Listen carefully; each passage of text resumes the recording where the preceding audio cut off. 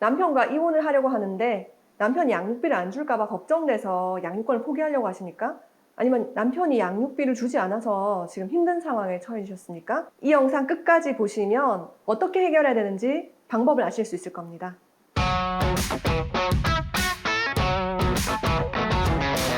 한 남자분이 필리핀에 여행을 갔대요. 필리핀에는 코피노들이 많잖아요. 한국 남자들이 필리핀에 와서 필리핀 여성들과 성관계를 통해서 낳은 아이들이 전혀 법적인 보호를 받지 못하고 있는 모습을 이제 보게 된 거죠. 한 필리핀 여성이 그 남자분에게 종이 한 장을 내밀어요. 우리 아이 아빠가 정말 급한 일이 있어서 한국에 갔는데 반드시 돌아올 거라고.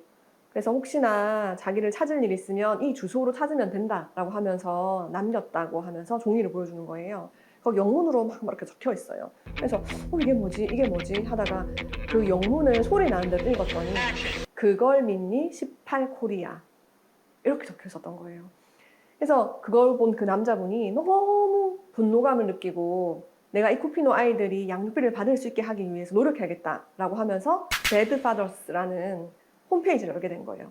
그래서 양육비를 주지 않는 아빠 혹은 엄마들을 신상 공개를 하고 양육비를 지급하면은 그 신상을 내리는 방식으로 활동을 하는 거예요. 그리고 실제로 소송도 하게 되고요.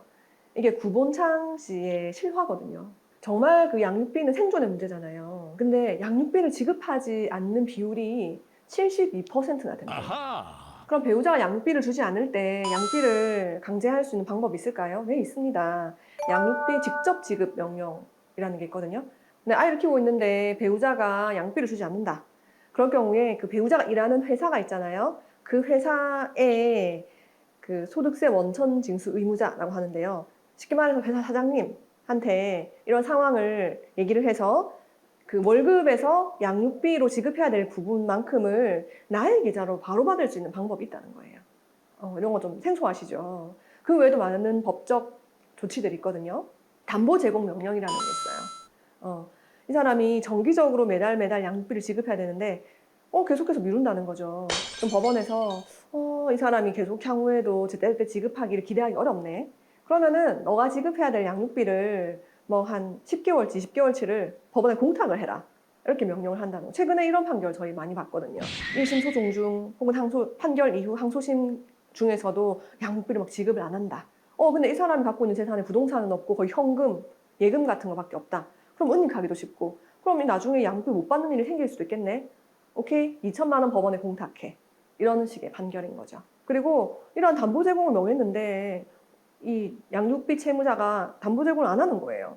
그러면은 법원에서는 일시금으로 그럼 내라. 아하. 만 19세가 될 때까지 양육비를 일시금으로 내라는 거예요.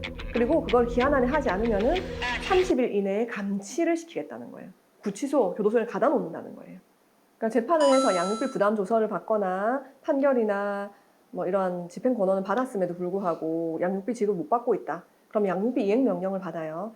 근데 이 양육비 이행 명령에도 불구하고 양육비를 지급하지 않으면 1,000만 원 이하의 과태료, 그리고 미지급 상태가 3회 이상, 3기 이상 계속되면은 30일 이하의 범위에서 감치를 시킬 수가 있어요.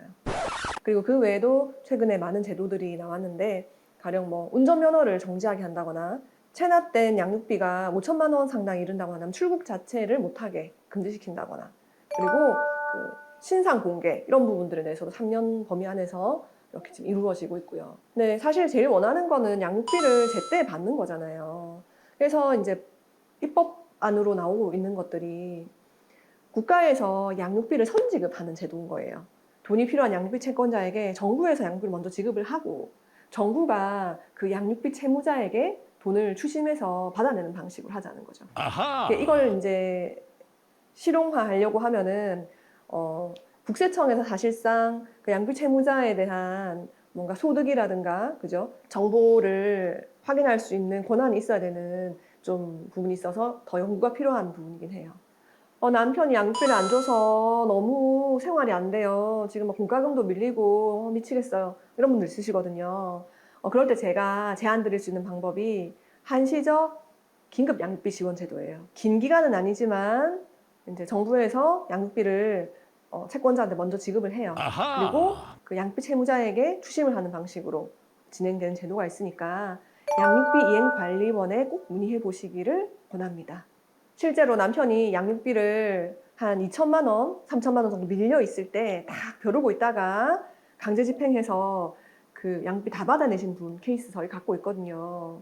절대 포기하지 마세요. 남편이 뭐 신용불량이라든가 아니면은 직업도 없고 뭐 집도 거주지도 명확하지 않고 이런 경우 아니라고 한다면은 양육비를 받아낼 수 있는 사회적 시스템이나 방법들이 다 있습니다. 꼭 이혼 전문 변호사와 상의해서 아이를 위한 권리 꼭 사수하시기를 바랍니다.